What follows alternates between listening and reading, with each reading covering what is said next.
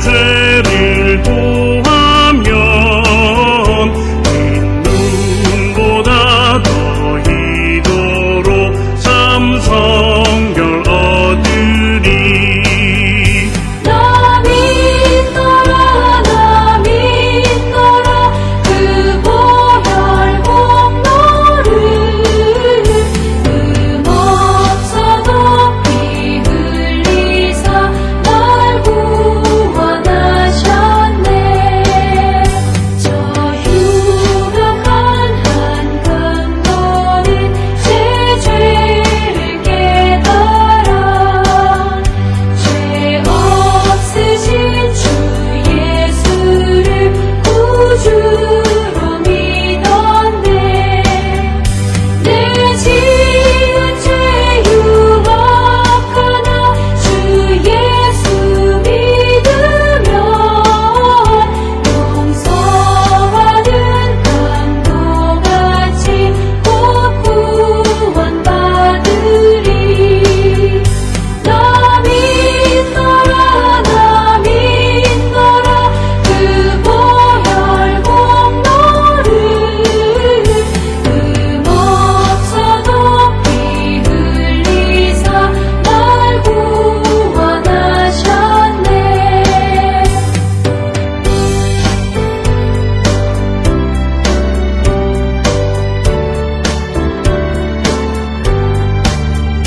온 백성의 죄 사하신 하나님 어린 양, 그 십자가 지심으로 온 인류 구했네.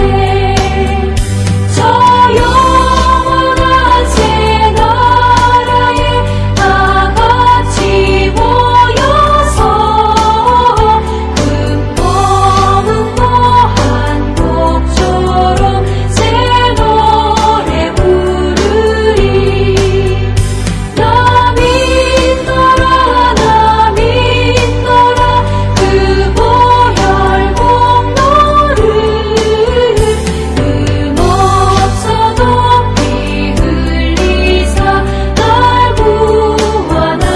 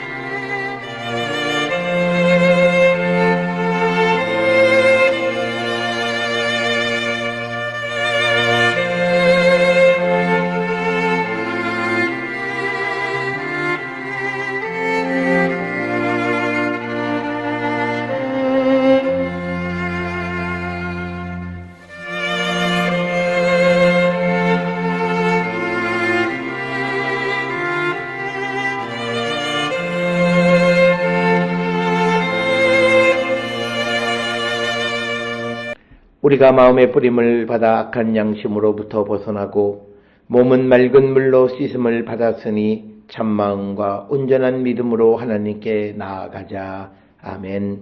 전능하사 천지를 만드신 하나님 아버지를 내가 믿사오며 그 외아들 우리 주 예수 그리스도를 믿사오니 이는 성령으로 잉태하사 동정녀 마리아에게 나시고 본디오 빌라도에게 고난을 받으사 십자가에 못 박혀 죽으시고 장사한 지 사흘 만에 죽은 자 가운데서 다시 살아나시며 하늘에 오르사 전능하신 하나님 우편에 앉아 계시다가 저리로서 산자와 죽은 자를 심판하러 오시리라.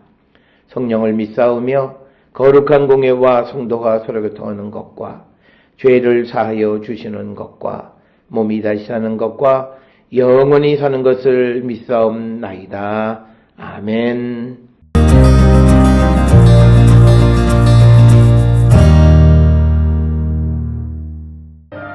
어찌하면 그 앞에서 내가 호소하며 변론하는 말을 내 입에 채우고 내게 대답하시는 말씀을 내가 알며 내게 이르시는 것을 내가 깨달으랴. 그가 큰 권능을 가지시고 나와 더불어 다투시겠느냐? 아니로다. 도리어 내 말을 들으시리라. 거기서는 정직한 자가 그와 변론할 수 있은즉 내가 심판자에게서 영원히 벗어나리라. 그런데 내가 앞으로 가도 그가 아니 계시고 뒤로 가도 보이지 아니하며 그가 왼쪽에서 일하시나 내가 만날 수 없고 그가 오른쪽으로 돌이키시나 배울 수 없구나. 그러나 내가 가는 길을 그가 아시나니 그가 나를 단련하신 후에는 내가 순금같이 되어 나오리라.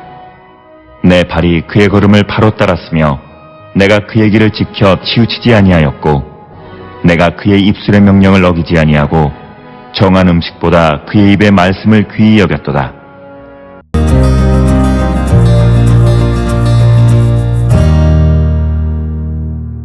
오늘 우리가 함께 읽은 욥기 23장 4절로부터 12절은 욥이 하나님을 찾고 변론하고 싶어 하지만 하나님이 보이지 않는 상황을 탄식하는 내용을 기록하고 있습니다. 그렇지만 여전히 하나님을 신뢰하고 자신의 고난이 끝난 후 순결하게 정련되어질 것을 희망을 품고 있는 말씀이 되겠습니다.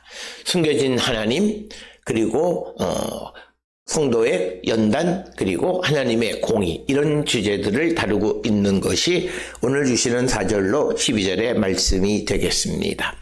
4절에 어찌하면 그 앞에서 내가 호소하며 변론할 말을 내 입에 채우고, 그래서 4절에서 욥은 만약 그가 하나님 앞에서 어떻게 자신을 설득적으로 나타낼 것인가에 관심을 가지고 있습니다. 특별히 그 앞에서 내가 호소하다라고 하는 말은 진술하다라고 하는 법정 용어로서 변론을 위해서 논리를 배열하는 것을 말하는 내용이 되겠고, 그래서 욥은 어떤 자신의 결백을 하나님 앞에 조리 있게 설명하고자 한다라고 하는 그런 의미가 호소한다라는 말이고, 변론할 말이란 질책의 뜻을 갖고 있지만 여기서는 어떤 주장을 의미합니다. 또는 변론 혹은 반박이라는 의미로 사용되어졌습니다. 그래서 욥은 감정적인 호소가 아니라 논리적이고 법적인 방식으로 자신의 무죄를 입증하려 하는 것을 4절에서 기록하고 있습니다. 이어지는 5절에서 내게 대답하시는 말씀을 내가 알며 내게 이르시는 것을 내가 깨달으랴. 그래서 하나님께서 대답하시는 말씀을 욥 자신이 알고 욥에게 이르시는 말씀을 자신이 깨닫기를 원한다, 이렇게 말합니다. 내게 대답하시는 말씀을 내가 알면은 욥은 하나님이 응답하시기만 하면 자신이 그 뜻을 이해할 수 있을 것이라는 확신을 나타내는 겁니다.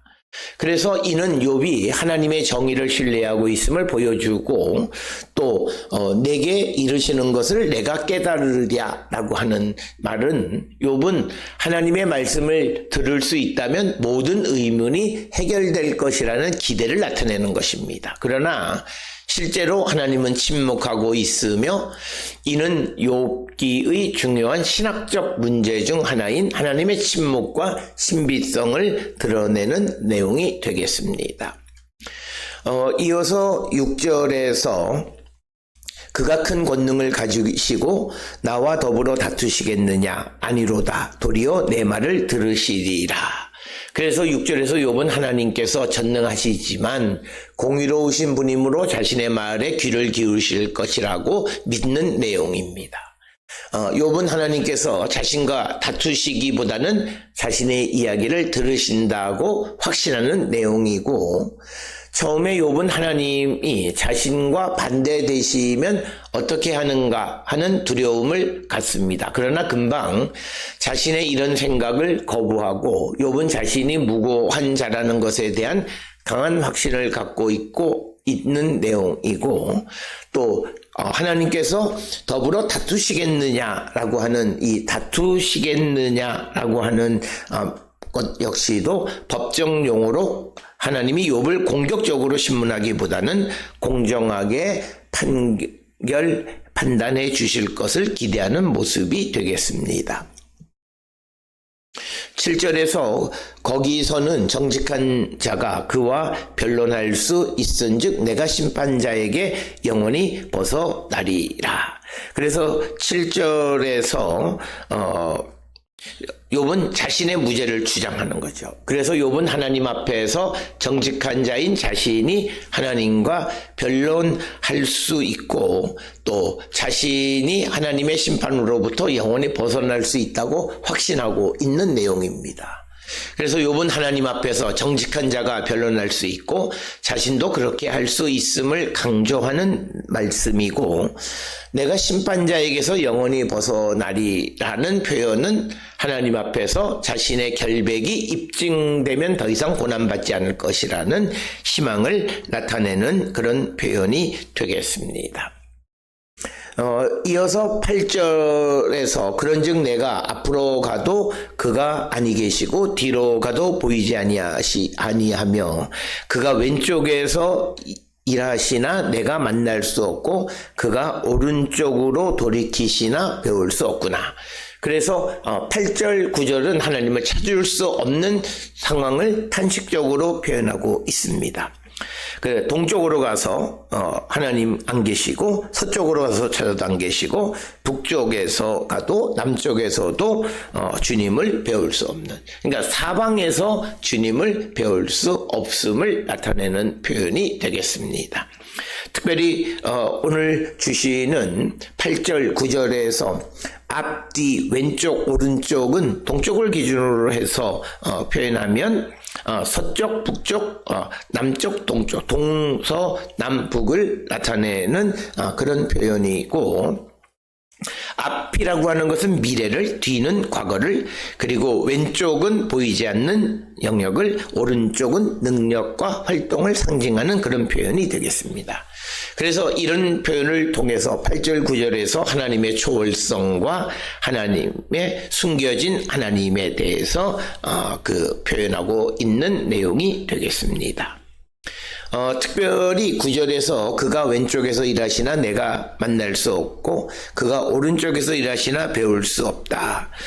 왼쪽은 북쪽을 이야기하고 오른쪽은 남쪽을 의미합니다. 그것은 동쪽을 향해서 봤을 때 오른쪽이 남쪽, 왼쪽이 북쪽을 이야기하고 앞이 동쪽이고 뒤가 서쪽이 되는 그런 상황을 우리가 이해할 수 있습니다.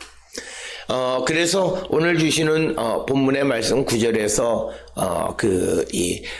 북쪽에서 또 남쪽에서 하나님을 배울 수 없다라고 하는 겁니다. 그래서 우리가 왼쪽이 북쪽이고 남쪽이 오른쪽이다라고 하는 것은 전형적인 가나안적 사고를 우리에게 보여주는 것이고, 그래서 하나님의 뜻을 알지 못하는 사람이 겪는 신앙적 갈등을 나타내는 것이 8절 9절의 말씀이 되겠습니다. 그래서 욥이 하나님을 신뢰하지만 현재 그분이 보이지 않는 모순적 상황을 우리에게 보여주는 내용이 되겠고, 이어서 10절에서 그러나 내가 가는 길을 그가 아시나니 그가 나를 단련하신 후에는 내가 순금같이 되어 나오리라. 그래서 오늘 주시는 본문의 10절에서 하나님을 만나지 못한 것에 대한 탄원 후에 욥은 하나님께서 자신이 택한 길을 아신다고 확신합니다. 따라서 10절에서 이 하나님께서는 욥의 생각과 행동을 완전히 알고 계심을 나타내고 있고, 내가 가는 길을 그가 아시나니에서 욥은 자신의 삶과 길을 하나님이 온전히 알고 계심을 인정하고, 이것은 하나님의 주권과 전지성을 강조하는 것이고, 또 그가 나를 단련하신 후에는 내가 순금같이 되어 나오리라는 표현에서 욥은 자신이 마치 불 속에서 연단된 금처럼 고난을 통과한 후 더 순결한 존재가 될 것임을 확신하는 내용이 되겠습니다. 이것은 욥이 자신의 고난을 단순한 형벌이 아니라 시험과 정화의 과정으로 이해하기 시작했음을 보여줍니다. 특별히 단련이라고 하는 것은 금속을 정제하는 과정과 관련이 있는 이런 단어이고, 박한이라고 하는 이 단어는 원래는 시험하다, to test, 시험하다는 그런 의미를 갖고 있습니다. 그래서 욥은 자신이 시험 후에는 정금처럼 깨끗해질 것이라고 하는 그런 확신을 갖고 있고, 욥은 하나님께서 욥의 복지에 큰 관심을 갖고 계심을 말하는 내용이 오늘 주시는 말씀이고, 욥은 자신을 정금으로 비유한 것은 자신의 재물뿐만 아니라 명예가 다시 회복되어질 것임을 암시하는 그런 내용이 되겠습니다. 그래서 욥은 귀금속을 갖는 것보다 명예가 금과 같이 될 것을 갈망하는 내용을 기록하고 있고, 이어서 11절에 내 발이 그의 걸음을 바로 따랐으며 내가 그의 길을 지켜 치우치지 아니하였고, 그래서 욥은 하나님에 대한 순종을 나타내는 표현이 되겠습니다. 욥은 하나님의 발을 따랐다. 그리고 욥은 하나님의 길에서 좌우로 치우치지 않았다. 그래서 그는 자신이 하나님의 길을 따라 살아왔고 의롭고 정직한 삶을 살았음을 주장합니다. 특히 오늘 주시는 본문에 치우치지 않았다라는 표현은 욥의 신실함을 강조하고 욥의 고난이 그의 죄 때문이 아님을 보여주는 것이고, 이어서 12절에서 내가 그의 입술의 명령을 어기지 아니하고 정한 음식보다 그의 입의 말씀을 귀히 여겼도다. 그래서 12절에서 욥은 하나님의 명령을 어기지 않았고 정한 음식보다 하나님의 말씀을 더 귀히 여겼다, 이렇게 말하고 있습니다. 그래서 욥은 하나님의 말씀을 자신의 생명보다 더 소중히 여겼다고 고백하는 그런 말씀이 되겠고, 오늘 주시는 본문의 정한 음식보다라는 표현은 기본적인 생존에 필요한 것보다 하나님의 말씀이 더 소중하다, 이런 의미가 되겠습니다. 그래서 욥이 신앙적으로 매우 헌신적인 삶을 살았음을 강조하면서 고난이 그의 불순종 때문이 아님을 드러내는 내용이 되겠습니다. 오늘 우리가 읽은 욥기 23장 4절로부터 12절에서 우리는 숨겨진 하나님, 욥은 하나님을 찾아 만나기를 원했지만 그러나 하나님이 어디 계신지를 알지 못하는 그런 숨겨진 하나님의 모습을 보여주고 있고, 또 하나 오늘 중요한 말씀은 고난을 연단으로 이해하는 것입니다.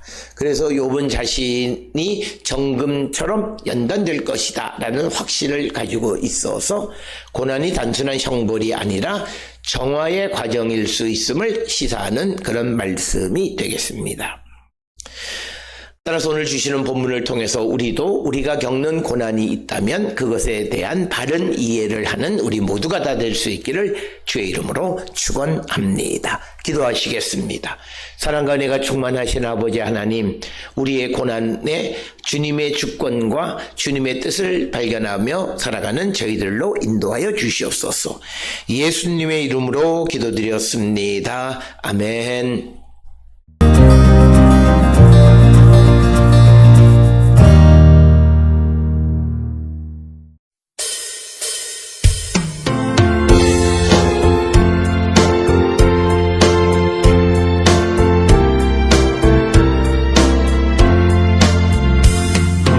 세상에서 실패하거든 그 손 못 자국 만져라.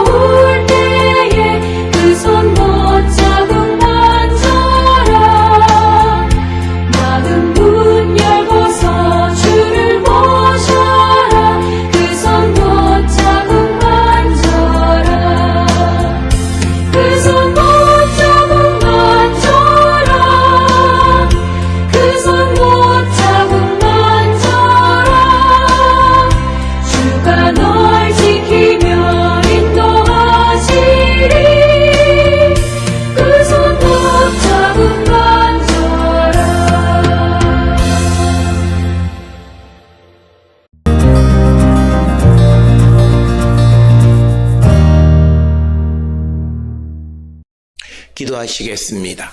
이제는 우리 주 예수 그리스도의 은혜와 하나님 아버지의 무한하신 사랑과 성령의 위로 역사 교통하심이 고난이 우리를 정금처럼 연단시키는 과정임을 인식하고 모든 고난을 믿음으로 승리하는 자 되기를 결단하며 세상을 향해 나가는 우리 모든 성도들 머리 위에 이제로부터 영원토록 함께 할지어다.